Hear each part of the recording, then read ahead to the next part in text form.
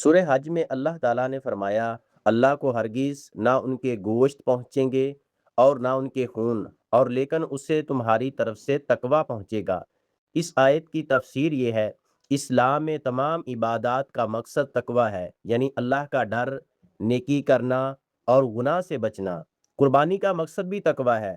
اللہ کو قربانی کے جانور کا نہ گوشت پہنچتا ہے نہ خون۔ گوشت لوگ کھا لیتے ہیں، خون سڑکوں اور نالیوں میں بہہ جاتا ہے۔ اللہ ان چیزوں سے بے نیاز ہے، اسے کسی مادی چیز کی ضرورت نہیں۔ جاہلیت میں لوگ خون بہا کر اور گوشت چڑھا کر تقرب سمجھتے تھے۔ اللہ کے نزدیک قبولیت کا معیار صرف دل کا اخلاص اور تقوی ہے۔ نیت کا اللہ کی رضا کے لیے ہونا اور اللہ کے منع کردہ کاموں سے رکنا۔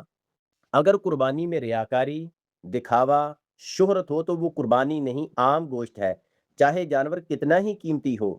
لیکن معمولی قربانی بھی اگر خالص نیت اور تقوی توحید کی بنیاد پر ہو تو وہ اللہ کے نزدیک قبول اور محبوب ہے۔ اللہ کو چیزیں نہیں، بندے کی توحید، اخلاص اور تقوی مطلوب ہے۔